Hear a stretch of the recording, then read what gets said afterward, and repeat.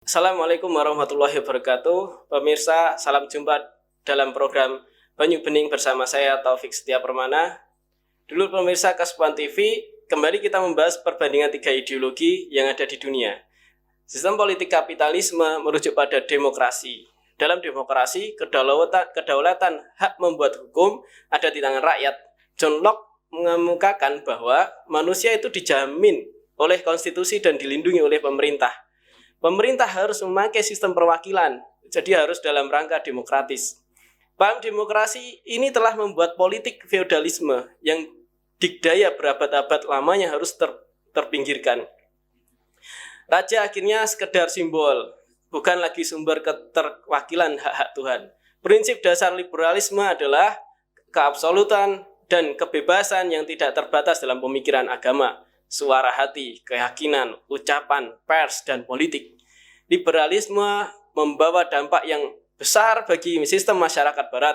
Di antaranya adalah mengesampingkan hak Tuhan dan setiap kekuasaan yang berasal dari Tuhan, pemindahan agama dari ruang politik menjadi sekedar urusan individu atau privat.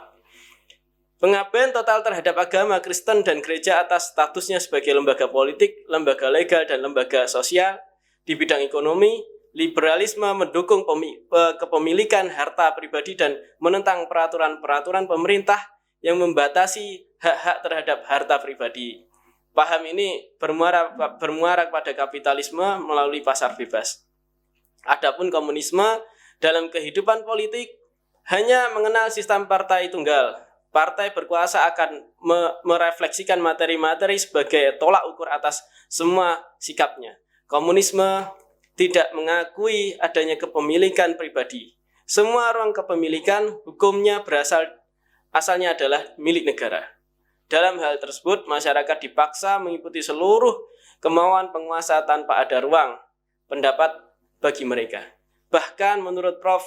Miriam Budiarjo, komunisme tidak hanya merupakan sistem politik, tetapi juga mencerminkan gaya hidup yang berdasarkan nilai-nilai tertentu. Negara merupakan alat untuk mencapai komunisme. Kekerasan dipandang sebagai alat yang sah. Keduanya berbeda dengan Islam. Dalam sistem politik Islam, kekuasaan harus merujuk pada syariah Islam. Dalam ideologi Islam, kedaulatan asyadah yang menurut Muhammad Al-Khalidi bermakna otoritas absolut tertinggi sebagai satu-satunya pemilik hak yang menetapkan hukum atas segala sesuatu dan perbuatan adalah milik syariah.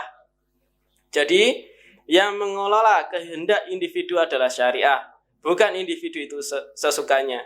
Kehendak harus dikelola berdasarkan perintah dan larangan Allah SWT. Jelas, ini sangat kontras dengan ideologi kapitalisme, liberalisme, dan sosialisme komunisme. Dengan begitu, dalam ideologi Islam, sejatinya politik itu umatnya dalam kaitan dengan pemerintahan, keterikatan terhadap syariah adalah suatu yang penting. Ibnu Al-Qayyim mengutip perkataan Imam Abu Wafa Ibnu Aqil Al-Hambali menyatakan bahwa politik merupakan tindakan atas perbuatan yang menjadikan seorang lebih dekat pada kebaikan dan lebih jauh dari kerusakan, selama politik tersebut tidak bertentangan dengan syariah. Sebagaimana ideologi lainnya, pemerintahan adalah bentuk penunjukan sejauh mana dan seberapa besar ideologi tersebut terlibat. Islam pun demikian. Sistem pemerintahan Islam adalah khilafah. Khilafah memiliki 4 pilar penting.